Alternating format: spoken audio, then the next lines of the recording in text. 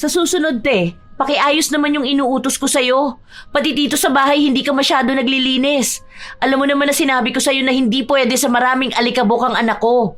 Tapos nitong nakaraan, may mga nakita akong upos ng sigarilyo. Hindi ba ang usapan natin hindi ka pwede manigarilyo dito sa bahay dahil bawal yun kay Red? Kasama yun sa kontrata natin na pinirmahan mo. Nagyoyosi lang naman ako, ma'am, kapag wala po si Red. Saka naglilinis po ako ng bahay, ma'am. Minsan po talaga kailangan ko rin magpahinga. Alam niyo naman po na may edad na rin ako, di ba? Alam ko naman po ang mga pinirmahan ko nun sa kontrata natin. Sadya lang po talaga na minsan, kailangan ko talagang tumigil muna sa paglilinis dahil baka kapag pinilit ko ang sarili ko, hindi ko kayanin. At baka magkasakit din ako. Kawawa naman po ang pamilya ko, di ba? May mga apo ako na binubuhay. Maayos naman po ako rito dahil sinusunod ko ang utos nyo. Kung gusto nyo po talaga na maging malinis ang buong bahay, mag-hire po kayo ng kasama ko. Para may katulong din po ako rito maglinis ng bahay. Para naman po hindi lang ako ang pinupunan nyo na parang ang tamad ko sa paningin nyo. Lalo na po kapag andito yung nanay nyo. Ang kasambahay ang isa sa mga dapat maaasahan pagdating sa kalinisan sa bahay dahil ito naman ang kanilang trabaho. Pero si Milrose, isang klase ng kasambahay na sadyang tamad lalo na kapag wala ang kanyang amo. Dahil sa ganoong gawain, mapapatawan siya ng parusa gamit ang itim na kapangyarihan. Magagawa niya pa kayang maging masipag o sadyang pagdurusahan na lang niya habang buhay ang kanyang pagkakamali. Ma'am, okay na po yung pinapaayos niyo sa akin. Yung kabilang kwarto po. Tapos naitapon ko na rin po pala yung mga sinasabi niyong dapat na itapon. Sige, pakuha na rin pala ako ng tubig.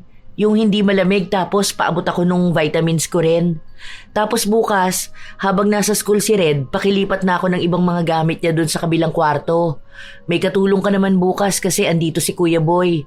Ipapabuhat ko kasi yung ibang gamit sa kwarto ni Red. Magpapalit din kasi ng kama niya. Sige po, ma'am, sandali lang po. Ang dami naman itong utos. Kanina ko pa gusto magpahinga.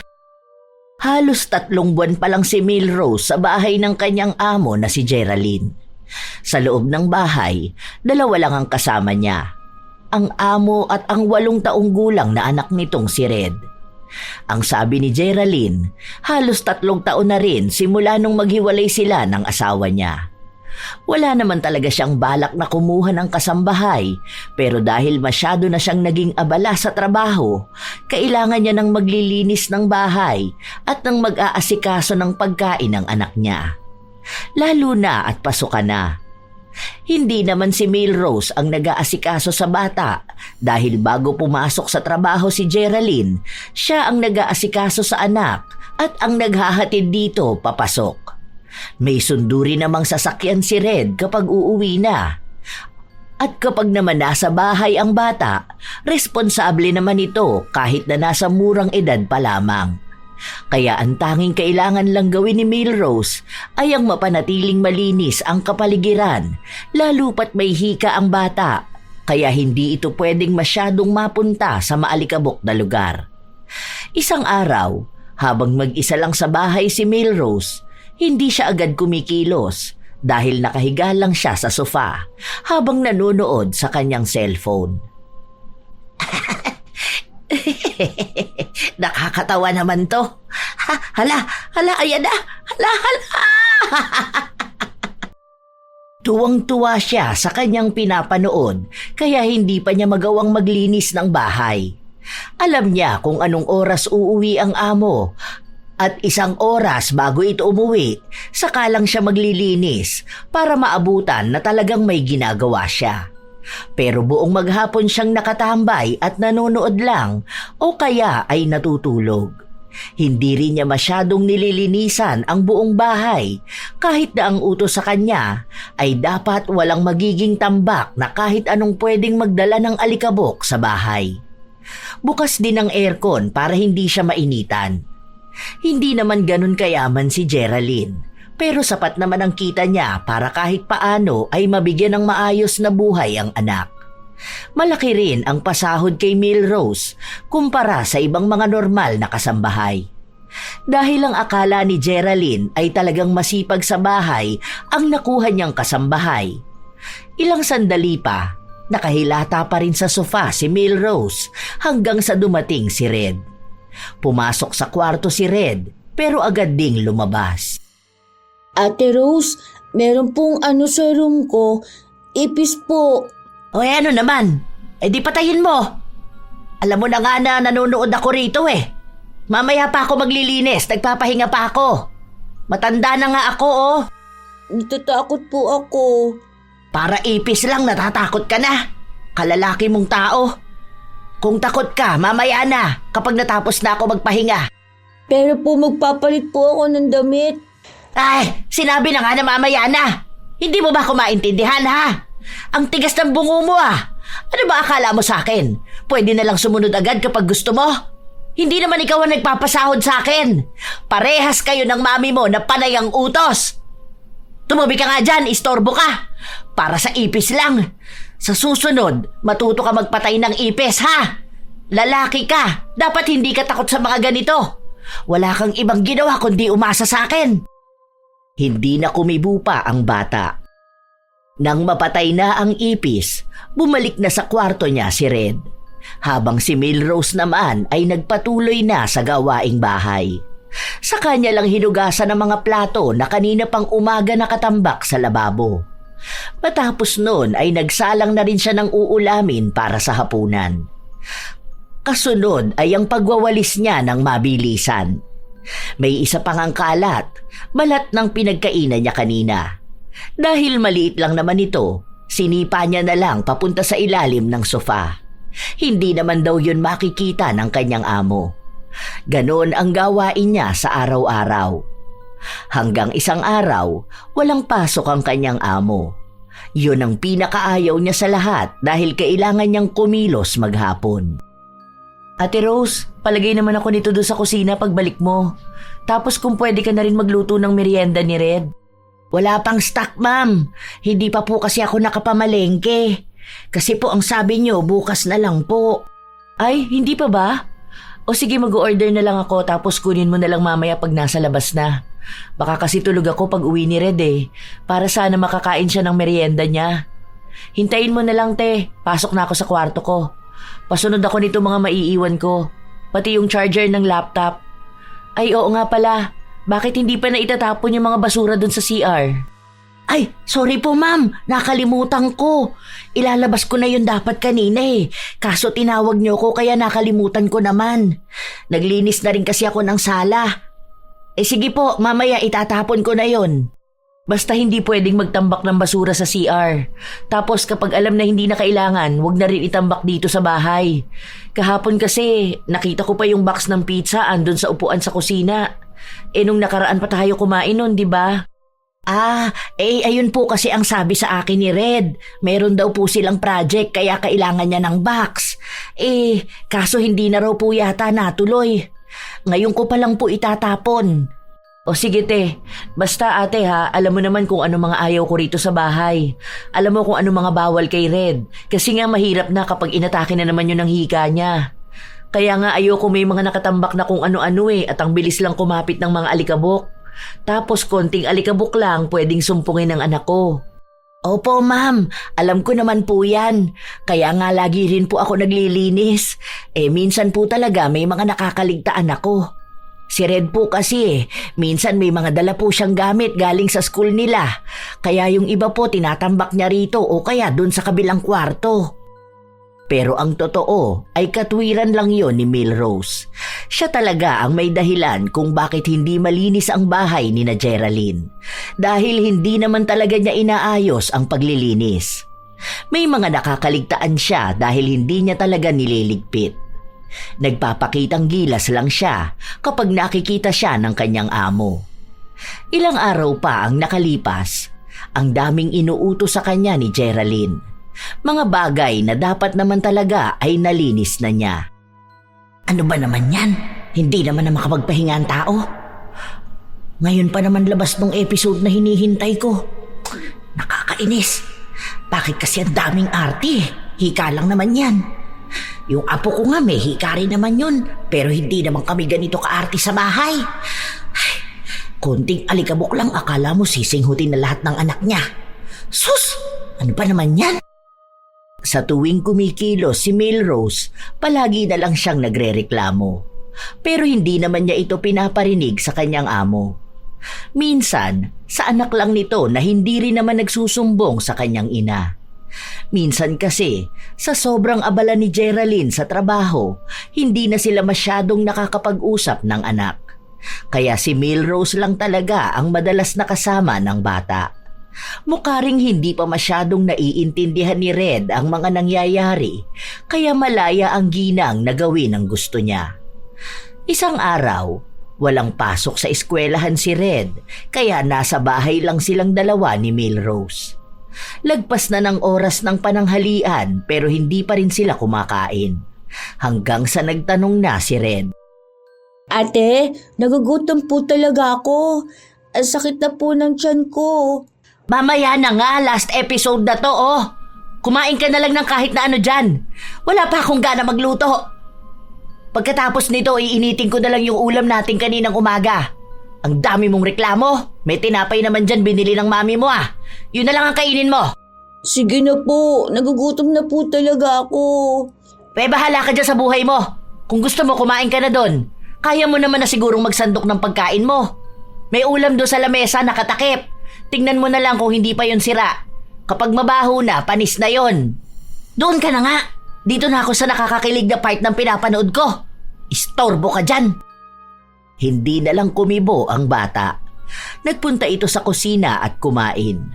Habang si Milrose nakaupo lang sa sofa habang nanonood pa rin ng paborito niyang palabas. 3:00 na ng hapon nung naisipan niyang kumilos dahil nakakaramdam na rin siya ng gutom. Balak pa sana niyang kainin ang ulam sa lamesa pero pansin niyang panis na ito kaya nagluto na lang siya ng bago. Alam niya rin kasi na maagang uuwi ang kanyang amo base sa sinabi nito sa kanya kaninang umaga. Kasunod naman nun ay nagpatuloy na siya sa paglilinis ng bahay. Ilang sandali pa, lumabas ng kwarto si Red. Hawak niya ang kanyang tiyan at namimilipit ito. Ang sakit po ng tiyan ko. Aray ko po. Ay ano naman gusto mong gawin ko? Aba, pumunta ka ng banyo. Baka pati sakit ng tiyan mo gusto mong ako pa rin ang mag-asikaso sa'yo. Hindi na sakop ng trabaho ko ang alagaan ka, no? Kung gusto ng mami mo, dagdagan niya ang sahod ko para maging yaya mo. Hindi pwedeng sahod ko pang kasambahay tapos may dagdag na trabaho. Ang galing naman. Pagod na nga ako sa panay niya utos sa akin tapos sa paglilinis ko sa bahay niyo. Dapat nga tumutulong din siya sa akin. Alam na nga niya na may katandaan na ako tapos gusto niyang wala pang alikabok ang bahay niyo. Sobrang sakit po. Kanina ba po ako napupunta sa CR? Ay siya, baka kulang ka lang yan sa tubig. Huwag ka magulo dyan. Ay, huwag ka dyan dumaan. Nakita mo na nga na nagwawalis ako eh. Ano ba naman tong batang to? Ang tigas ng ulo. Hanggang sa makauwi si Geraldine, masakit pa rin ang tiyan ng kanyang anak. Hindi lang sa oras na yon dahil hanggang sa kinabukasan ay nananakit ang tiyan ng bata. Dinala ito sa ospital dahil nag-aalala si Geraldine na baka magkaroon pa ng malalang sakit ang kanyang anak. Nang makabalik sila ng bahay, kahit na paano ay maayos na ang kalagayan ni Red. Pero nanghihina pa rin ito. Ate Rose, anong niluto mong pagkain? Wala pa po akong nailuluto, ma'am. Hindi ko pa po kasi alam kung anong pwedeng pagkain ni Red eh. Baka po yung iluto ko yung hindi niya rin po kainin. Saka po, naglinis kasi ako ng banyo. Nagkuskus ako kaya hindi rin kinaya ng oras ko. Siguro ano na lang ate, luto ka na lang na may sabaw. O yung mabilis lang na ulam para makakain na rin kami. Hindi pa rin kasi ako kumakain eh. Luto ka na muna, mamaya na yan. Ay, order na lang siguro ako ng manok para makakain na rin agad. Anong oras na rin kasi oh. Hindi pa naman pwedeng malipasan ng gutom si Red. Magsasaing na lang po pala muna ako, ma'am. Hindi ka pa nakakapagsaing? Ang dami ko po kasi ginawa, mami. Alam nyo naman po na may katandaan na ako. Hindi naman po ako ganun kabilis kumilos. Saka ang akala ko po kasi mamaya pa po kayo uuwi. Kasi po ang sabi nyo sa akin, baka hapon pa kayo. Kaya naisip ko na baka sa labas na rin kayo kakain at baka mapanis lang yung kanin kapag nagluto ako ngayon. Sige na pala, magsalang ka na para sakto luto na kapag dating ng ulam. Mabuti na lang ay mabait si Geraldine, kaya kahit na gano'n ang ugali ng kanyang kasambahay, nagagawa niya pa ring palampasin. Hindi niya alam na dahil din kay Milrose kaya naospital ang kanyang anak. Sa mga sumunod na araw, hindi pa rin nagbabago si Milrose. Mas lalo pa nga siyang naging tamad noong hindi pinupuna ni Geraldine ang bahay. Madalas kasi na maaga itong umaalis. Minsan naman sobrang gabi na kung umuwi kaya diretso na sa tulog. Sa sobrang abala ng kanyang amo, hindi na nito pansin ang dumi at alikabok sa bahay. Hanggang sa isang araw, ma'am, papaalam po sana ako. Day off ko kahit 2 days po. Uuwi ako sa amin kasi po birthday ng apo ko. Kailan yan, ate? Linggo at Lunes po sana, ma'am. Saka po, mag-cash advance po sana ako. O sige, bukas na lang, wala akong cash ngayon. Bago ka umalis, pakilaban na muna yung mga damit ni Red. Wala na yata siyang uniform ngayon. Pauna ko na sa'yo yung mga yon ha, kasi ang dumi ng suot niya kahapon. May ginawa ata sa school nila kaya ganun ang nangyari sa uniform niya. Saka pala, bakit hindi ka nagpa-plancha ng mga damit? Di ba nung nakaraan ang sabi ko sa'yo pakiplansya yung damit na gagamitin ko para sa meeting namin? Pagtingin ko nakasampay lang, ako pa ang nagplansya. Ay, alin po ma'am? Yung kulay blue po ba? Yung green na polo. Ay, hala, yung blue po ang naplansya ko ma'am. Akala ko po kasi yun ang tinuro nyo. Ay, sorry po. Kahit anong kulay pa. Ang sabi ko, yung mga ginagamit ko sa office gusto ko planchado mga yon, di ba? Pero hindi mo naman ginagawa. Pagkatapos mong laban, isasampay mo na lang. Pati uniform ni Red. Parang minsan hindi malinis ang pagkakalaba. Inaayos ko naman po yun, ma'am. Baka po kasi dahil nga sa makulit ang anak nyo sa school. Pero sige po, lalagyan ko ng extra na oras ko mga damit po. Kahit wag na po ako magpahinga. Kasi po, alam nyo naman nagawa ko rito lahat sa bahay. Pagkatapos ko magluto, maglilinis naman po ako. Siguro kung hindi mo kaya, kahit isang beses sa isang linggo ka na lang maglaba. Isasalang lang naman yun dahil bumili naman ako ng automatic. Kahit isang araw ilaan mo sa mga damit namin. Ayoko kasi talaga ng marumi ang sinusuot ng anak ko. Ano na lang ang sasabihin ng mga nanay na makakakita sa kanya? Na masyado akong pabayang ina? Ayaw mo naman palang may sasabihin sa iyo ang iba eh. Sana ikaw ang gumagawa ng ganyang trabaho. Sa akin mo inaasa lahat. May sinasabi ka ba, ate? Ay wala po ma'am. Binibilang ko po yung ginagawa ko kung anong araw pwede ako maglaba. Siguro po kapag Miyerkules na lang po. Sige te, basta yung sinabi ko sa'yo ha. Gusto ko malinis lahat. Salamat ate. Pakuha na rin pala ako ng charger ko na iwan ko sa sala. Nang lumabas ng kwarto ng amo si Milrose, hindi maipaliwanag ang kanyang mukha. Iniisip niya pa lang ang pinapagawa sa kanya ng amo para bang pagod na agad siya. Inaabuso nitong amo ko ang karapatan ko Panay utos sa akin pero wala namang dagdag na sahod. Kung tutuusin, pwede ko siyang ireklamo niya na. Parang sinabi niya na huwag ako magpapahinga. Anong gusto niya? Puro lang ako trabaho. Tapos pagkuha man lang ng charger, kailangan pang iutos sa akin. Para naman naging baldado dahil lang sa nakakuha ng kasambahay. Ay, bahala siya. Madalas naman siyang wala sa bahay kaya makakapanood pa rin ako. Kasambahay naman ako, hindi nila ako alipin. May karapatan pa rin ako magtrabaho kung kailan ko gusto. Wala naman siya magagawa kapag direklamo ko siya. May batas naman sigurong magtatanggol sa mga kasambahay na gaya ko. Kahit na ilang beses nang pinagsabihan ni Geraldine si Milrose, hindi pa rin niya ginagawa lahat. Kapag may inuutos sa kanya, lagi niyang sinasabi na huwag masyadong marami dahil nga isa lang siya nakasambahay at may katandaan na siya. Minsan pa nga na dumalaw ang ina ni Geraldine sa bahay at pinagmamasdan ang trabaho ni Milrose. Pinuna rin ang itsura ng bahay. Ito rin ang nakakita ng mga kalat na isinisiksik niya lang sa kung saan. Pero napapalusutan naman yun ni Milrose at sinasabi niya na si Red talaga ang may gawa nun dahil ang mga bata mahilig magsiksik ng mga pinagkainan kung saan-saan. May napansin din ang ina ni Geraldine na mga langgam dahil doon ay napagsabihan si Milrose. Ito naman, papansin masyado. Hindi naman siya ang amo ko. Akala mo siya nagpapasahod sa akin. Bumibisita lang naman siya rito. Nakakainis. Ang daming pinupuna. Ay siya kaya maglinis dito. Tingnan mo, kapag ako nainis sa babaeng to, sasagutin ko talaga yan. Di siya umayos dyan. Walang magawa si Milrose dahil hindi naman niya basta pwedeng sagutin ang ina ng kanyang amo dahil baka mawalan pa siya ng trabaho. Sinunod na lang niya ang mga utos nito at ang mga pinapalinis sa kanya. Hanggang sa umuwi na rin ito kinagabihan. Pero hindi pa rin pwedeng magpahinga si Milrose dahil andoon naman na ang tunay niyang amo. Kaya nung gabi na matutulog na siya, pagod na pagod siya. At dahil doon, binawi niya ang pahinga kinabukasan. Buong araw talaga siyang walang ginawa kahit na ang magluto. Hapon naman na nung umuwi si Red at gagabihin ang kanyang amo. Sinabi rin sa kanya na magluto na lang siya ng ulam na sapat lang sa kanilang dalawa dahil hindi naman doon kakain si Geraldine. Ano pong ulam? Magluluto na lang ako ng tosino. Pero mamaya na ha, last episode na to. Bawal daw po ako dyan, sabi ni Mami. Ang arte naman. Pwede ka niyan. Isang beses lang naman eh. Hindi ka naman kakain palagi.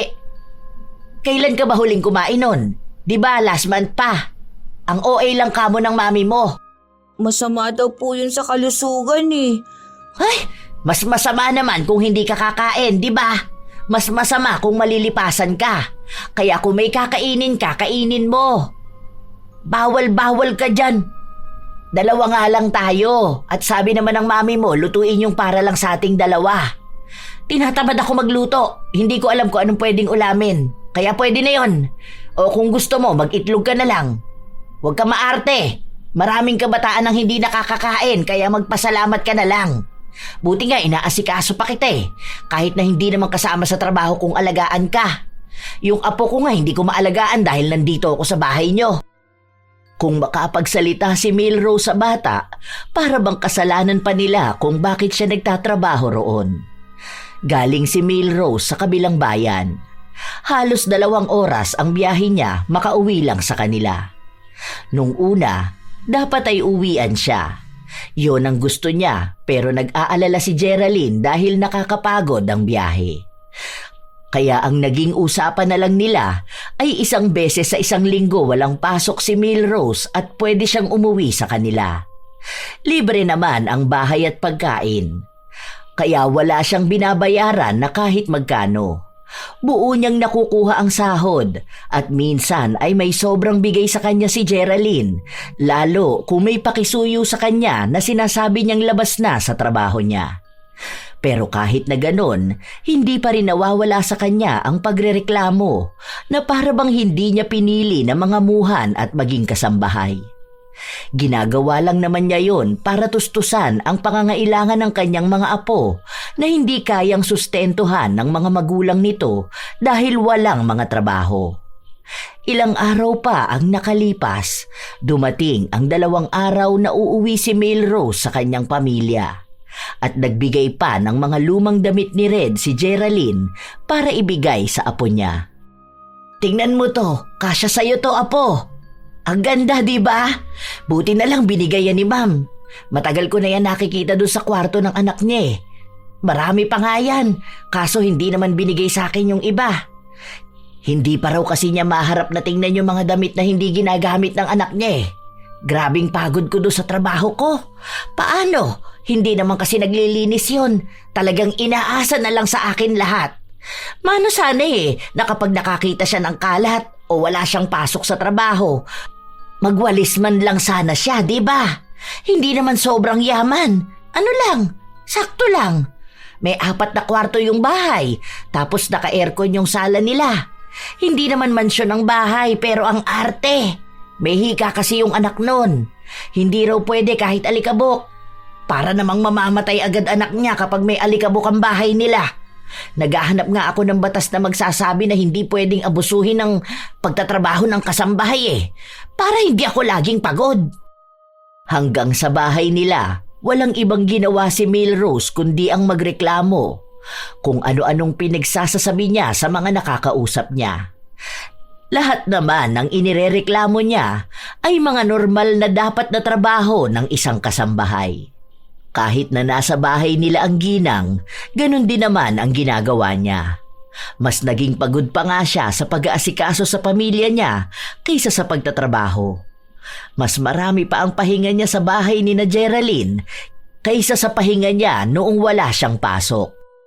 Ilang araw pa ang nakalipas, bumalik na ulit siya sa kanyang trabaho. Noong wala siya, ang nakasama raw ng bata sa bahay ay ang lola nito na wala raw ibang ginawa kundi ang magdaldal sa mga kalat. Naglinis daw ito at ang daming alikabok.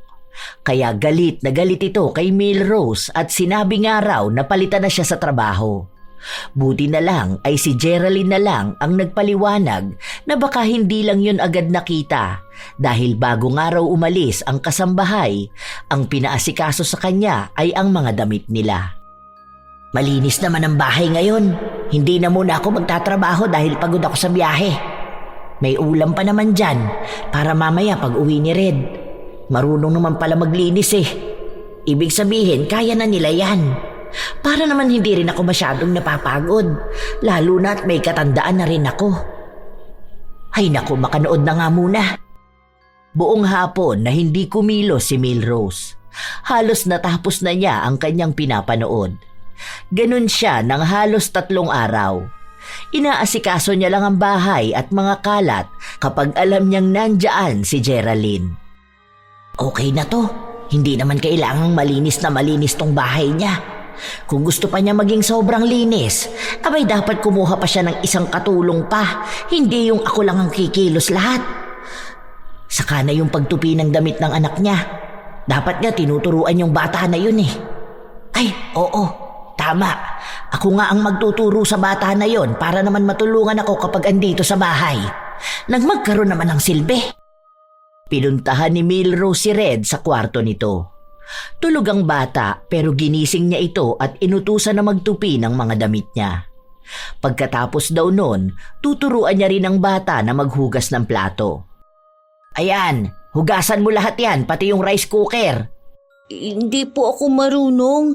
Kaya nga kita tinuturuan para nga maging marunong ka, di ba? Isa ka na lang po. Maglalaro pa po ako Ay, hindi pwede. Matanda ka na, dapat matuto kang kumilos dito sa bahay. Anong gusto mo? Ako na lang lahat ang gagawa? Aba, mababa ang sahod ko para maging sobrang grabe ang trabaho ko rito. Paghuhugas lang ng plato yan. Paano kung wala ako, ha? Sinong gagawa niyan? Alangan naman na ang mami mo pa. Sabi po ni Lola, dapat po kayo to. Kasi po kayo raw po ang tagalinis. Trabaho niyo raw po ito. Hay, wala akong pakialam dyan sa lola mo. Wala naman siya rito. Kung gusto niya, pumunta siya rito sa bahay niyo at siya ang maglinis. Kailangan ko rin magpahinga, no? Hindi ako robot na pwedeng lagi-laging naglilinis ang bahay niyo. Kung gusto ng lola mo, palit na lang kami ng trabaho. Siya rito sa bahay niyo maglinis palagi. Ewan ko na lang kung hindi rin siya magsawa.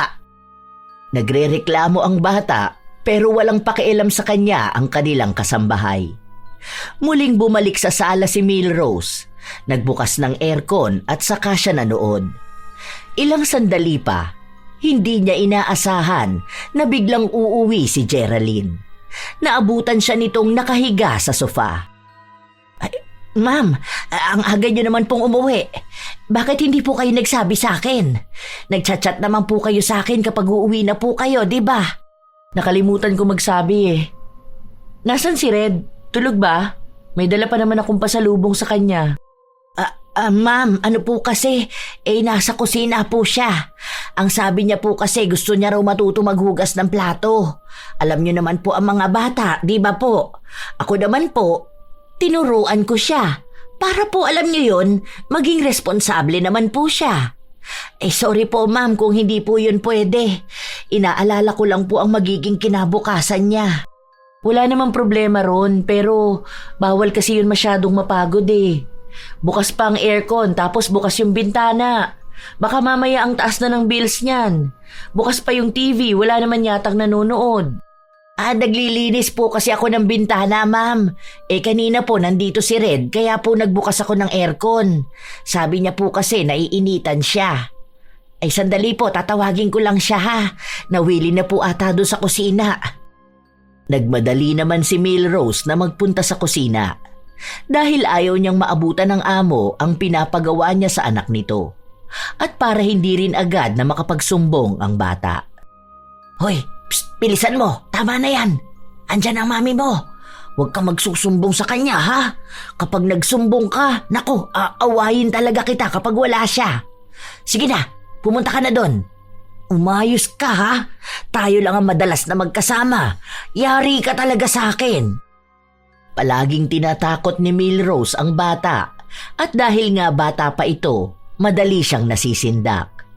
Dahil sa ganoong pangyayari na bigla ang umuuwi si Geraldine nang walang sinasabi sa kanyang kasambahay, naging maingat na ang ginang sa kanyang pagpapahinga. Minsan pa nga ay naiinis siya, lalo pat hindi siya makapanood ng maayos dahil pinapakiramdaman ang paligid, baka bigla na lang pumasok sa loob ng bahay ang kanyang amo. Isang hapon, habang nagsisimula pa lang sa paglilinis ng bahay si Milrose, umuwi ang kanyang amo at kasama na naman ito ang ina. Ano ba naman to? Ito na naman siya, oh! Puro puna na naman to sa akin. Bakit kaya hindi na lang siya ang maglinis dito sa bahay nila? Masyadong papansin eh. Bakit kaya hindi na lang siyang kinuhang kasambahay, di ba? Tutal, mukha namang mas magaling pa siya sa akin. Para alam niya kung gaano ba kahirap maglinis ng bahay araw-araw.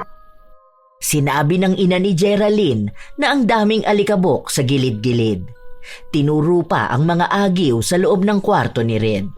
Dahil doon, pinagalitan ni Geraldine ang kanilang kasambahay. Di ba Ate Rose, ang sabi ko sa'yo dapat laging walang alikabok sa loob ng kwarto ni Red? Ma'am, wala naman po yan kahapon. Kasi po lagi ako naglilinis ng kwarto po ni Red. Pagpasok niya pa lang po sa school, inuuna ko po talaga yung kwarto niya. Malinis po yan, ma'am. Ewan ko lang po bakit bigla naman nagkaroon ng ganyan. Ate, dapat alam mo yan dahil umpisa pa lang, sinabi ko na sa'yo na ang palagi mong babantayan ay yung mga alikabok o yung mga bagay na pwedeng mag-trigger sa hika ng anak ko. Yun naman po talaga mamang ginagawa ko.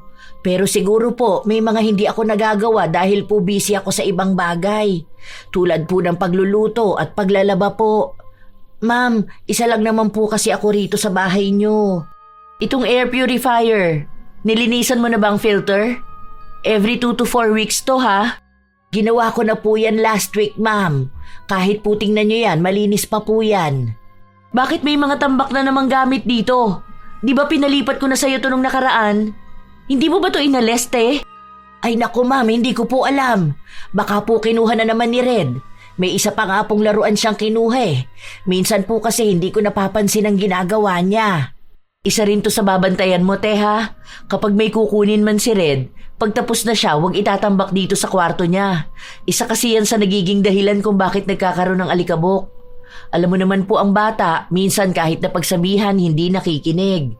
Kayo na lang ang sumunod sa mga ginagawa niya. Total, ikaw naman ang naglilinis ng kwarto niya. Alam mo na yung kung ano yung mga kailangan tanggalin. Opo, ma'am. Tatandaan ko po lahat ng sinabi niyo. Kahit po anong abala ko sa trabaho, lagi kong susundan ang tingin ng anak niyo, kahit po hindi niya ako yaya. Pakunwari lang na sumasang-ayon si Milrose, pero ang buong katotohanan ay inis na inis siya sa mga nangyayari. Ayaw pa naman niya sa lahat ay ang pinagsasabihan siya. Lalo na kapag minamanduhan siya ng mga bagay na dapat niyang ginagawa. Ang gusto niya kasi, kikilos siya base sa kung ano ang gusto niya, hindi sa kung ano ang gusto ng may-ari ng bahay. Ilang araw na natili sa bahay ang ina ni Geraldine, kaya bantay sarado si Milrose. Tila makalkulado ang bawat niyang galaw at dapat ay tama ang ginagawa niya. Dapat malinis talaga ang buong bahay. Dahil doon, lalo namang nainis ang ginang. Dahil hindi niya mapanood ang gusto niyang mapanood at bibihira lang siya pwedeng magpahinga. Hindi pa ba aalis tong papansin na matanda na to? Kung makapag-utos siya sa akin parang siya ang amo ko Panay sabi na magwalis ako. Parang tanga lang. Dapat hindi na to nagpupunta rito Kapag ako nagreklamo ko sa agency ko, ay naku tingnan mo tapos tong mga to. Baka sila pa ang magbayad ng malaki sa akin. Hindi ako pinagpapahinga Karapatan ko naman yon. Buisit Bakit kasi isa lang ang kinuha nilang kasambahay? Gusto pala nila maging malinis ang bahay. Kinabukasan, umalis na rin ang babaeng kinaiinisan ni Melrose, kaya naging malaya na naman siyang maging tamad sa loob ng bahay. Ang ilang araw niyang pagtatrabaho ng sunod-sunod, binawi niya naman ng pahinga. Buong maghapon na naman siyang walang ginawa at kapag kakain si Red, pinapainit niya lang ang natira nilang ulam. Hindi rin siya nagsasaing hanggat hindi pa umuuwi ang kanyang amo. Ate, may daga ako nakita doon po sa kusina. Daga lang yan. Ano naman? Ngayon ka lang ba nakakita ng daga, ha? Dirty po yun.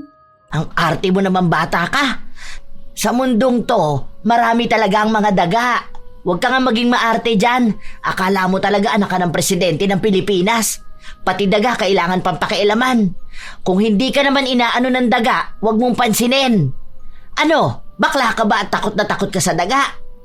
Normal lang yon. Lahat ng bahay may ganyan. Huwag mo ipaproblema sa akin. Iniinis mo na naman akong bata ka Pero gumagapang po siya doon sa mga plato po sa lababo po. Tapos po parang kinakain po nila yung mga nakadikit na pagkain po. Ay! Huwag kang magulo dyan. Alam mo ikaw bata ka, kapag ang ganda ng pinapanood ko palagi kang umi-eksena. Para kang lola mo Masyado kayong papansin. Pagod ako ha. Nagpapahinga ako. Hindi mo ba nakikita na ilang araw akong pagod? Kung may daga doon, hayaan mo. Pagod ako. Nakakadiri po kasi. Baka po tayong magkasakit. Hindi pinakinggan ni Melrose ang bata. Basta ang alam niya lang ay malaya siyang makakapagpahinga. Hanggang sa oras na ulit ng paglilinis niya ng kusina. Kita niya ang tambak na hugasin simula pa kaninang umaga. Mga nakatiwangwang lang ito. Tumigas na ang kanin sa sandok. Pero sa halip na pagtuunan ng pansin ang pagsisigurado na malinis yon, basta niya lang hinugasan. Ay, okay na to. Ang mahalaga, nahugasan at natanggalan dumi. Bakit kailangan pambanlian to? Ang aarte ng mga tao na to hindi naman mayayaman. Ang sabi lang naman sa akin, basta laging malinis ang kwarto ni Red, yun na lang ang pagtutuunan ko ng pansin. Bahala sila dyan sa ibang gawaing bahay. Kumuha sila ng ibang kasambahay kung gusto nilang magawa yung ibang bagay. Ano? Ako lang ang gagawa nitong lahat? Ano sila, sinuswerte? Grabing nakakatamad pa naman magkikilos ngayon. Gusto ko nakahiga lang, ang lamig ng aircon, tapos manonood lang ako dahil ang lakas ng wifi nila. Ilang araw pa ang lumipas, pumupuna na rin si Geraldine ng ibang mga gawa ng kanyang kasambahay. Pero nagagawa naman itong sagutin ni Melrose. Isang beses pa, hindi siya agad nakapagtupi ng mga damit at ang katwiran lang ni Melrose ay inuna niya si Red. Kapag gano'n ang katwiran niya, kahit na paano ay nakukuha niya ang loob ng amo. Lahat ng may kinalaman sa kalusugan ni Red, iyon ang mas pinagtutuunan ng pansin ni Geraldine. Kahit na hindi naman tunay na si Red ang inuuna ng kasambahay, kundi ang panay pagrereklamo at mas marami pa ang pahinga kaysa trabaho. Hanggang sa isang gabi, pag-uwi ni Geraldine ay kinausap niya si Melrose. Isang araw lang naman ako wala, bukas lang naman. Aalis na ako ngayong gabi. Bukas, kailangang umalis ni Red ng maaga kasi may activity sila sa school. May susundo naman sa kanya rito. Ang kailangan lang maasikaso siya. Siguro mga 3 a.m. kailangan gising ka na. Yung baon niya dapat luto na. Ma'am, ang aga naman po niyan. Tulog pa po ako ng ganyang oras. Kasi po, 6 a.m. ang simula ng trabaho ko. Tapos gusto niyo po akong gumising ng ganyan kaaga? Ay baka naman antukin ako buong maghapon yan, ma'am. Ngayon lang naman, te. Kailangan lang talaga maasikaso ng anak ko. Hindi naman ako pwedeng magstay sa bahay kasi nga kailangan ako sa trabaho ko. Kahit ngayon lang, dagdagan ko na lang ang sahod mo para dyan. Aasikasuhin mo lang naman siya eh. Isusuot mo lang yung uniform niya sa kanya tapos ihahanda yung baon niya. Ganun lang. Tapos kung sakali man na mapagod ka buong araw, kahit na magpahinga ka. O kaya bawiin mo na lang ang tulog mo kapag nakaalis na siya kasi ikaw lang naman ang maiiwan sa bahay. Kailangan ko lang talaga tong oras na to para sa trabaho ko. Nakausap ko naman na si Red at alam na rin naman nun kung anong gagawin niya. Ready naman na yung mga bibit-bitin niya para bukas eh. Sige ma'am. Susubukan ko pong gumising ng ganyang kaaga. Basta po yung dagdag sa sahod ko ha, huwag niyong kalimutan. Kahit na ayaw ni Milrose, kailangan niya yung gawin. Malaki din naman ang sinabing dagdag sa susunod niyang sahod. Kung hindi lang naman daw mahalaga kay Geraldine ang pupuntahan niya, siya na mismo ang gagawa nun sa kanyang anak. Paulit-ulit na pinaalala ng amo ni Milrose ang kailangan niyang gawin. Kinaumagahan, maagang nagising si Milrose pero masama ang kanyang timpla dahil inaantok pa siya. Kaya sobrang sungit niya sa bata. Abay, bilisan mo naman. Ano ba naman yan? Kung inaantok ka, ano pa ako, di ba? 3 a.m. ba naman ako papagisingin para lang sa'yo? Pahinga ko pa dapat to eh. Pati ba naman yung tulog ko kailangan pa mag-adjust sa inyo? Bilisan mo dyan kumilos! Oh, isuot mo na to! Maliligo pa po ako eh. Wag na! Bakit maliligo ka pa? Naligo ka naman na kahapon, di ba? Hindi po pwede kasi po maglalaro kami mamaya. Kailangan po nakaligo ako. Saka po sabi ni Mami po lagi dapat naliligo. Hay, ang dami mong arte! Hindi! Magbihis ka na dyan! Tigilan mo ako sa ganyan mo! Magmadali kang kumilos dahil inaantok ako. Babalik ako sa pagkakatulog ko. Iniistorbo nyo pati ba naman ang pahinga ko? Mangangati po ako eh. Maglalaro po kami doon, papawisan po ako. Hindi ka magbibihis? Sige, bahala ka dyan. Ang tigas ng ulo mo. Asikasuhin mo ang sarili mo ha. Huwag ka lalapit sa akin dito. Buisit kang bata ka. Ang aga-aga na nga akong pinagising ng mami mo tapos ganyan ka pa. Iniwan ni Milrose ang bata, habang si Red naman ay naligo talaga at kahit hirap na hirap ay siya na lang mismo ang nag-asikaso ng kanyang sarili. Umalis siya ng bahay nila nang hindi maayos ang suot at walang dalang pagkain. Dahil alam ni Milrose na hindi uuwi ang kanyang amo, hindi siya naglinis ng bahay. Nakahilata lang siya sa sofa habang nanonood. May pagkain din siyang inihanda para sa kanyang sarili at kung darating man si Red, sa kanya na lang pag-iisipan kung anong pwede niyang ipakain sa bata. Habang nasa kalagitnaan na siya ng kasarapan sa panonood, natigilan siya matapos na makitang tumatawag ang kanyang amo. Ay, eto na naman. Kapag talaga ako nagpapahinga, ang hihilig mang istorbo. Ano ba naman to? Nasa malayo na nga, kailangan pang alamin kung anong ginagawa ko sa bahay. Buisit! Ang hirap naman ito maging amo. Huwag niya sabihin na may iuutos na naman siya sa akin. Baka lalo lang ako mainis sa kanya. Hello po, ma'am. Bakit po kayo napatawag? Kumusta si Red, te? Ay, okay naman po, ma'am. Nasa school pa po siya. Kanina pa naman po siya umalis. Pinaghanda mo ba siya ng pagkain? Anong ulam ang pinabaon mo? Nagluto po ako ng giniling na may patatas, ma'am. Tapos nagpabaon din ako ng prutas po sa kanya. Ang sabi niya, okay naman na raw po yun. Kumain na din po siya bago siya umalis. O sige te, maglinis ka na lang muna dyan sa bahay. Tapos yung mga basura, palabas ako ha. Ngayon daw darating ang truck ng basura. Para hindi na yan nakatambak dyan sa atin. Okay po, ma'am. Sige po. Nang patayin ni Geraldine ang tawag, balik na naman sa panonood ang kasambahay. Ang mga sinabi niya kanina ay hindi totoo. Wala siyang pagkain na pinabaon sa bata. Ang akala niya ay hindi yun makakaabot sa kanyang amo, pero nalaman ito ni Geraldine matapos na tumawag ang isang ina na kaklase ni Red at sinabi na bakit hindi niya pinadalhan ng pagkain ang anak niya. Mabuti na lang daw may dala silang sobra kaya nabigyan si Red. Dahil doon, inis na inis si Geraldine noong umuwi siya. Bakit sinabi mo sa akin na may pagkain ng anak ko tapos wala naman pala? Nagbuka pa ako masama doon sa mga magulang ng mga kaklase ni Red. Saka ano yung sinabi niya na ang gulo ng itsura ng anak ko? Ay, hindi ko po alam sa kanila, ma'am. Kasi po, inasikaso ko naman po si Red. Tapos ngayon ko lang po nakita na hindi niya nadala yung baon niya. Ang alam ko po, nilagay ko yun sa bag niya eh. Kaso po, inalis niya ata tapos nakalimutan na rin niya. Pinakain ko naman po sa kanya pag uwi niya. Sa susunod, pakiayos naman yung inuutos ko sa'yo. Pati dito sa bahay hindi ka masyado naglilinis. Alam mo naman na sinabi ko sa'yo na hindi pwede sa maraming alikabok ang anak ko. Tapos nitong nakaraan, may mga nakita akong upos ng sigarilyo. Hindi ba ang usapan natin hindi ka pwede manigarilyo dito sa bahay dahil bawal yun kay Red?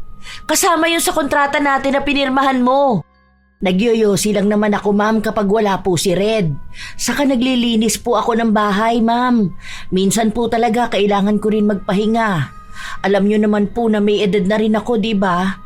Alam ko naman po ang mga pinirmahan ko nun sa kontrata natin. Sadya lang po talaga na minsan, kailangan ko talagang tumigil muna sa paglilinis dahil baka kapag pinilit ko ang sarili ko, hindi ko kayanin. At baka magkasakit din ako. Kawawa naman po ang pamilya ko, di ba? May mga apo ako na binubuhay. Maayos naman po ako rito dahil sinusunod ko ang utos nyo.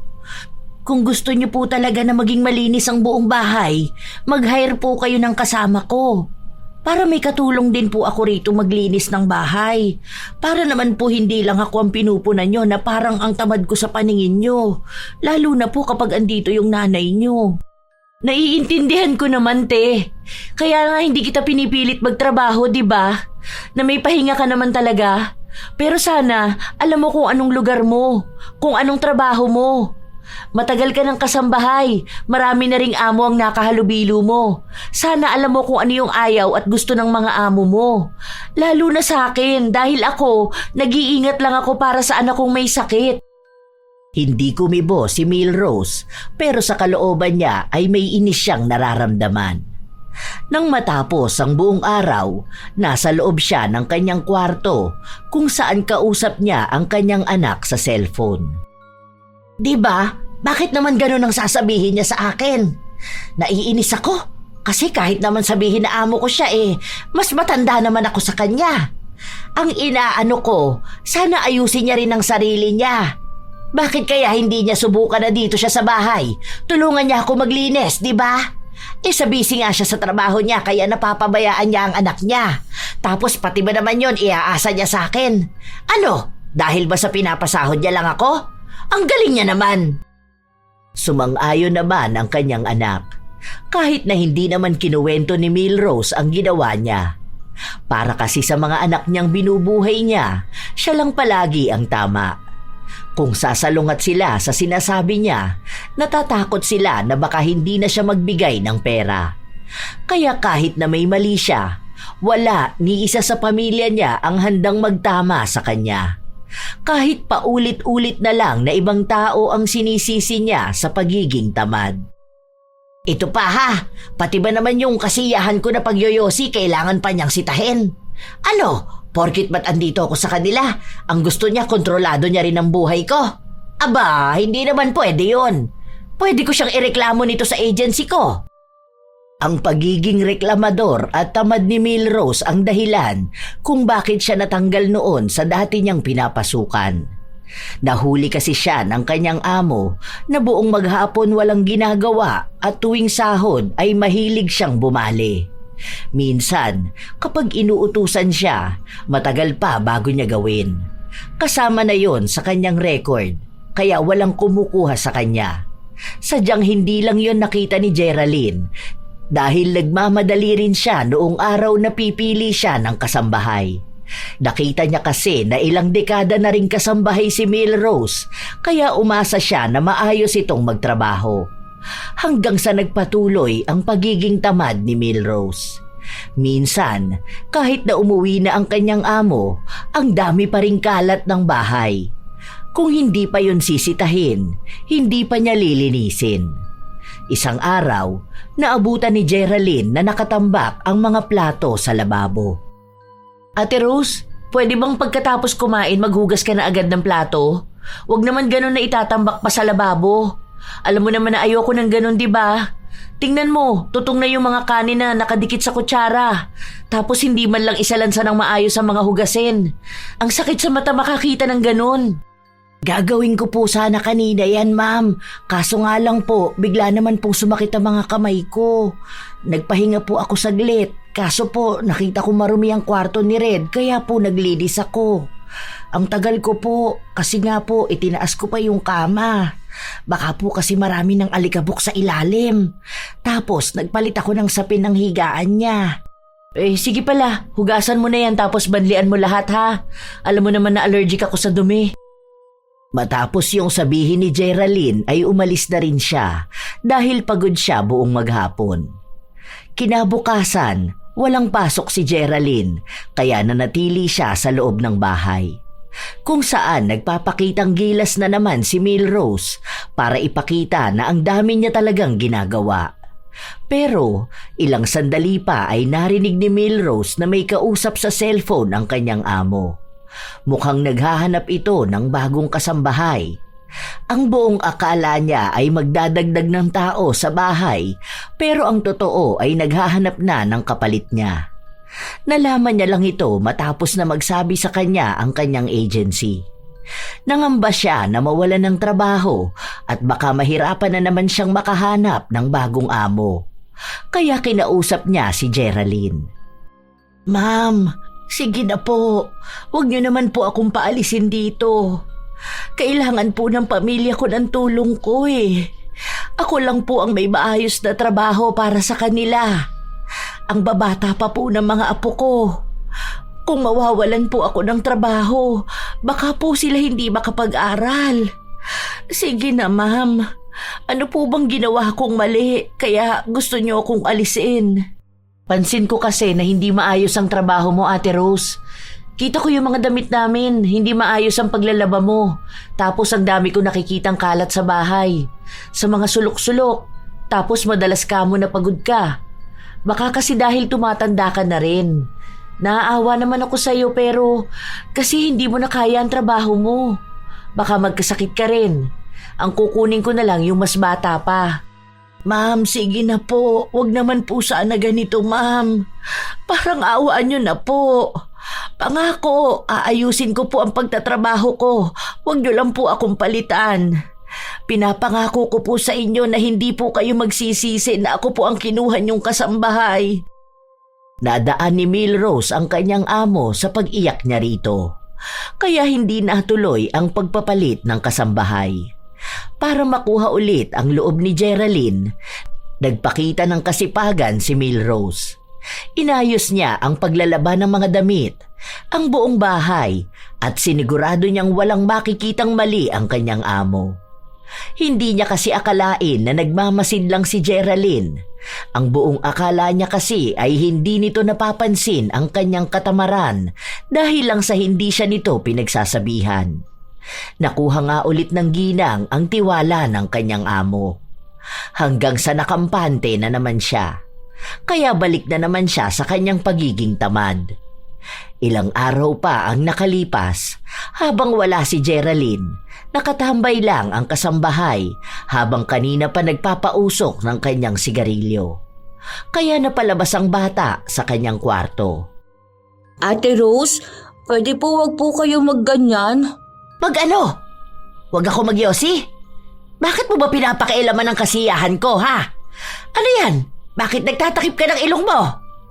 Ang arte mo naman. Bawal po kasi sa akin yan eh. Bawal-bawal ka dyan.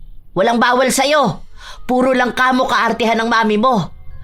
Sa bahay nga namin, yung anak ko naninigarilyo yun noon kahit baby pa ang anak niya. May hika rin yun, pero okay naman. Sinasanay ka lang kasi ng mami mo sa mga mali-maling paniniwala na bawal-bawal. 2 beses pang binugahan ni Milrose ng usok ang bata sa mukha nito. Matapos noon ay bumalik sa loob ng kwarto ang bata. Matagal siya roon hanggang sa lumabas ulit si Red na para bang hirap na hirap itong huminga. Hindi siya makapagsalita. Hinihila niya lang ang damit ni Milrose. Ano ba? Para kang tanga dyan. Huwag ka nga malikot dyan. Ano ba? Bitawan mo ang damit ko. Oh, ano na namang kaartehan yan ha? Hindi ka makahinga. Wala yan. Okay lang yan. Kailangan mo lang sanayin ang sarili mo. Kapag nasanay ka na, yung katawan mo na ang mag-a-adjust hanggang sa hindi ka nahihikain. Okay lang yan. Itulog mo lang yan. Hinayaan lang ni Milrose ang bata hanggang sa nahimatay ito sa kanyang harapan. Hindi pa niya ito nais na bigyan ng pansin, pero sakto naman na dumating ang ina nito. Kaya nagpanggap na lang si Milrose na nag-aalala siya. Nataranta na rin kasi si Geraldine sa nangyayari sa kanyang anak. Si Geraldine lang ang nagsugod sa ospital. Kaya ang daming kaartehan ng bata na yun sa katawan eh. Konting sakit, takbo sa ospital. Kaya mas lalong nagiging sakitin. Ay, okay na yun. Sana magtagal sila sa ospital para walang mag-uutos sa akin sa bahay. Pwede na siguro ako magpahinga. Okay na to. Bakit pa ako maglilinis wala naman sila? Gaya nga ng hiniling ni Milrose, matagal na nanatili sa ospital si Red. Hindi ito makalabas hanggat hindi nagiging maayos ang kalagayan nito. Kaya masaya ang ginang, lalo pat hindi siya kumikilos sa loob ng bahay. Panay lang siya nood. Nagluluto lang siya kapag magsasabi ang kanyang amo, kaya kapag wala, pagkain niya lang ang niluluto niya. Halos 3 araw na ganon, kaya 3 araw din naging maalikabok ang bahay. Isang hapon, umuwi si Geraldine. Ate, bakit hindi pa malinis dito sa bahay? Itong kwarto ni Red, hindi pwedeng maalikabok to kasi uuwi na siya bukas. Baka atakihin na naman yun. Pakipalitan yung sapin niya ha, pati punda at kumot. Tapos ilabas na muna yung mga laruan niya. Basta walang kahit na anong alikabok. Ah, ganun po ba? Sige po mamaya maglilinis ako dyan. Tatapusin ko lang po itong pinapagawa niyo sa akin. Isa-isa lang po ma'am kasi isa lang naman ang katawan ko. Hindi ko naman kayang pagsabayin yan lahat. Tapos yung CR, bakit naninilaw naman yung inidoro? Tapos yung mga basura dun, ang dami pang mga buhok. Di ba ang sabi ko gusto ko palaging malinis ang bahay lalong-lalo na sa CR? Saka simula ngayon, huwag ka nang maninigarilyo ha. Yun kasi ang nakakapag-trigger ng hika ng anak ko eh. Pakiusap ko naman sa'yo. Kung ayaw mo matanggal sa trabaho, huwag mo naman yun gawin. Kung hindi mo talaga kaya, sana sa labas ka ng bahay. Yung malayo sana sa maaamoy ng anak ko. Ma'am, hindi naman po ako naninigarilyo malapit kay Red. Alam ko naman po na bawal sa kanya yun. Kahit na nasa kwarto ang anak ko, maaamoy niya pa rin yun. Alam mo naman kung gaano siya kasensitive, di ba? O kung dito sa loob ng bahay, kapag lumabas siya ng kwarto, maaamoy niya pa rin yun dahil kulob dito. Kung mauulit pa rin to, wala na ako magagawa kundi tanggalan ka ng trabaho. Huwag naman po sana ganyan, ma'am. Kailangan po ng pamilya ko ng pera. Maawa naman po sana kayo sa akin. Ako lang po talaga ang inaasahan nila eh.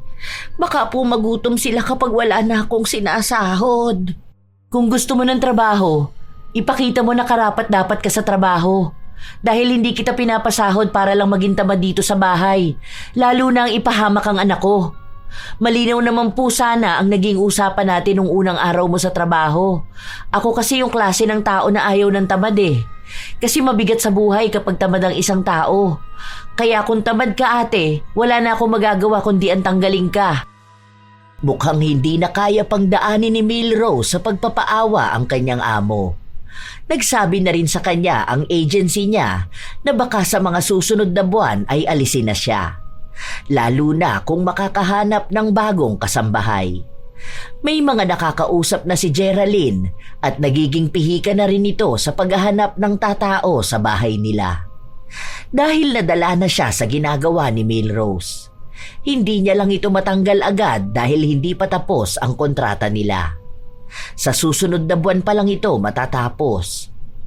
Para makuha ang loob ng amo, naging todo ang pagpapakitang gilas ng ginang. Kahit na walang utos sa kanya, kumikilos siya ng kusa. Iniisip niya na sa paraan na yon, magbabago ang isip ni Geraldine na palitan siya. Pero wala pang 1 linggo ay tinatamad na siya. Ano ba yan? Nakakatamad naman magkikilos dito sa bahay na to. Bakit ba kasi kailangan ko pa magpakitang gilas? Sa nakakatamad naman talaga. Ay, bakit kasi hindi pa rin madaan sa pagpapaawa ang babae na yun eh? Hindi man lang ba siya nakakaramdam ng awa sa akin at sa pamilya ko? Sa totoo naman talaga na mahirap magkikilos. Dahil ba sa mahirap lang ako at katulong lang ako, iisipin niyang madali lang makahanap ng ibang maglilinis ng bahay niya? Akala naman niya magtatagal ang bagong kasambahay na yun. Panigurado ako, tatamarin din yun. Sa mga araw na lumipas, wala na talagang pag-asa si Milrose na manatili sa bahay ni na Geraldine.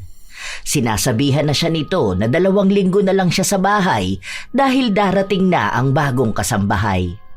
Dahil doon, mas lalo namang naging tamad si Milrose. Hindi na talaga siya naglilinis ng bahay. Hinahayaan niya ang mga tambak na hugasin. Kung hindi pa siya pagsasabihan, hindi siya kikilos. Pero bago siya kumilos, halata naman sa kanya na tamad siya. Kapag may utos sa kanya, nagrereklamo siya palagi. Hanggang sa isang araw, bigla na lang siyang nagkasipon. Barado ang kanyang ilong. Yung last na sahod mo, isasabay ko na sa last day mo. Nakausap ko na yung agency mo. Total yun na rin ang end of contract mo rito sa bahay. Hindi ka man lang po ba naaawa sa akin, ma'am? Sa ganito ko pong edad at sa estado po ng buhay ko. May awa naman ako pero hindi sa lahat ng oras. Kalusugan ng anak ko nakasalalay. Ibig sabihin nun pati buhay niya. Isa pa, hindi naman ako masamang amo. Kapag kailangan ng pamilya mo ng pera, kahit hindi pa sahod, nagbibigay naman ako, di ba? Kapag naman gusto mong umuwi sa inyo, ayos lang naman sa akin. Kapag masama ang pakiramdam mo, walang problema kung magpapahinga ka. Pero sana alam mo rin kung anong trabaho mo. Binayaran kita bilang kasambahay. Ang ibig sabihin lang nun, kumilos ka bilang kasambahay. Kung tatamarin ka lang palagi, baka siguro dapat hindi ka na magtrabaho. Hindi naman po ako tamad, ma'am. Sadya lang talaga na minsan, hindi ko kayang magtrabaho. Hindi ko na yun kasalanan, ate. Basta pinagbigyan na kita ng 1 taon, tama na yun. Hindi pwedeng nagbabayad ako ng tama para sa taong stress lang din naman ang ibinibigay sa akin sa bahay ko. Kung hindi nyo na kaya, huwag nyo napilitin ang sarili nyong magtrabaho. Kung kailangan ng mga apo nyo, huwag nyong gawing tamad ang mga anak nyo. Silang pagtrabahuhin nyo. Kahit na umiiyak si Milrose, walang naging simpatya sa kanya ang amo. Sinabi lang sa kanya nito ang paalala na aalis na siya dahil may nakita ng mas maayos kesa sa kanya. Habang lumilipas din ang araw, hindi pa rin naaalis ang tila ba nakabara sa ilong ni Milrose. Hindi siya makahinga kung hindi siya hihinga sa kanyang bibig. Ang akala niya ay normal lang itong sipon na mawawala kapag ininuman niya ng gamot. Pero hindi. Dahil noong nalaman ni Geraldine na binugahan niya ng usok ng sigarilyo si Red at hinayaan niya lang ang bata kahit humihingi ito ng tulong sa kanya, ay pinakulam niya si Milrose. Alam ni Geraldine na mali ang ginawa niya, lalo pat matanda na ang gagantihan niya. Pero paraan niya yon para iparana sa ginang kung ano ang pakiramdam ng isang tao na nahihirapang huminga. Ay, ano ba naman ito? Bakit babarado tong ilong ko? Nagsuog na ako, hindi pa rin nawawala. Ang hirap nito, natutuyo ang lalamunan ko kapag laging nakabuka ang bibig ko. Buisit naman hindi pa ba ito matatanggal? Bakit kaya nagbara tong ilong ko? Baka kasi ang dumi ng bahay nila at ako ang naglilinis ng alikabok. Nagkasakit na ako, tapos aalisan pa ako ng trabaho. Ay, hindi naman ito makatarukan. Pwede ako magsampa ng kaso nito sa amo ko. Gustong kasuhan ni Milrose si Geraldine pero hindi pumayag ang agency na tulungan siya. Dahil baka sa halip na si Geraldine ang makulong ay siya pa. Lalo na at ang daming reklamo sa kanya mula pa doon sa mga nauna niyang amo. At wala rin naman siyang perang gagamitin niya panlaban. Hanggang sa dumating na ang araw na kailangan na niyang umalis. Ma'am, okay lang po ba na bukas na lang ako umuwi sa amin? Malakas po ang ulan. Tapos, masama po ang pakiramdam ko. Tapos, barado pa ang ilong ko. At nahihirapan akong huminga kapag po inuubo ako. Sige, wala namang problema sa akin. Kahit bukas ka na umuwi kapag maayos na ang panahon. Ma'am, baka naman may chance pa ako. Kung noong wala kang ang sakit, hindi ka na makapagtrabaho ng maayos. Ngayon pa kaya? Tingnan mo nga sa bibig ka na humihinga tapos inuubo ka pa. Magpahinga ka na lang, Ate Rose, para naman makauwi ka na bukas.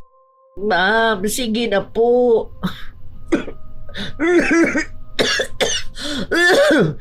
Kailangan talaga ng pamilya ko.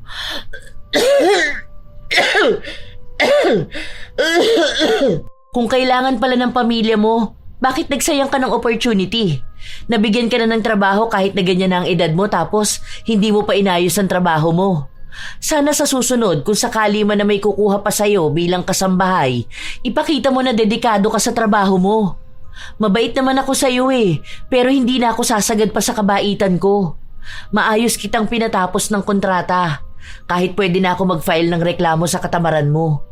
Iniisip ko na para kahit paano makapag-ipon ka para may pera kang maiuwi sa bahay nyo. Basta sana sa susunod na trabaho mo huwag ka ng ganyan. Ma'am, hindi naman po ako tamad. Kahit kailan po hindi ako naging tamad. Sadya naman pong hindi maalikabok tong bahay nyo pero gusto nyo palagi na lang ako maglinis. Nakakapagod naman yun kung araw-araw kong gagawin, hindi ba? Teka, sambahay ang kinuha mong trabaho. At araw-araw ang bilang ng sahod mo sa akin. Alam mo na sobrang sensitive ng anak ko. Konting alikabok lang yon sa higaan niya. Hirap na siya makahinga. Kada dagdag na trabaho naman, dagdag na sahod, di ba? Hindi naman kita minaltrato. Okay naman kita kausapin. Kahit anak ko, hindi ko naman inaasa sa'yo. Maliban na lang kung magluluto ka ng pagkain. Sana alam mo na lahat ng ginagawa mo sa bahay ko, nakasulat sa kontrata na trabaho mo. May day off ka at bayad yung day off na yon. Kapag uuwi ka sa inyo, nagbibigay ako ng pamasahe mo. Swerte ka na nga kung tutuusin pero kung ano-ano pang ginawa mo. Ayoko na makipagdiskusyonan sa'yo dahil tapos naman na ang trabaho mo sa akin. Yun na lang yun. Hanggang doon na lang yun. Good luck na lang sa susunod mong papasukan. Kahit na ganon, hindi pa rin nakarinig ng paghingi ng tawad si Geraldine mula sa kanyang dating kasambahay. Pinipilit pa rin ni Milrose na wala naman talagang masama sa ginawa niyang maging tamad. Hanggang sa tuluyan na siyang umalis sa bahay ni na Geraldine. Pagka-uwi niya sa kanila, hindi pa rin nawawala ang pagiging barado ng kanyang ilong. Minsan, kapag naman inuubo siya, sadyang hirap siyang makahinga. Tinanggap na lang niya ang ganoong sitwasyon dahil hindi rin naman niya alam kung paano siya gagaling at wala ring balak si Geraldine na tanggalin yon. Hanggang sa ilang buwan pa ang nakalipas, nagkaroon ulit siya ng bagong trabaho. May napasukan siyang bahay pero hindi ito katulad ni Geraldine na mabait. Naging mas malala ang pag-utos sa kanya at ayaw na nakikita siyang nagpapahinga. Gusto na sana niyang umalis pero nagsabi ang kanyang anak na malapit na ang pasukan ng mga bata at kailangan nila ng gagamitin sa paaralan. At kung hindi siya papasok sa trabaho, walang gagamitin ng mga bata. Isang araw, habang nagtatrabaho si Milrose, nagkaroon ng bisita ang kanyang amo at hindi niya akalain na si Geraldine yun. Oh, andito ka pala? Buti kaya mo rito. Ilang kasambahay na ang umalis dito dahil sa sobrang higpit ni Julia. Wala naman akong magagawa. Hirap pa naman niyang pakisamahan. Kapag sinabi niya na gusto niyang malinis ang bahay, kailangan sobrang linis. Naaalala ko pa sabi ng dati niyang kasambahay, hindi siya pwedeng kumain hanggat hindi siya tapos sa pinapagawa sa kanya. Hirap talaga makahanap ng maayos na amo. Katulad din ng mahirap makahanap ng maayos na kasambahay. Katulad nga ng sinabi ni Geraldine, naging mahirap kay Milrose ang makisama sa bago niyang amo. Umalis din siya roon at ang malungkot pa ay hindi na siya binayaran. Wala siyang habol dahil wala naman na siya sa agency.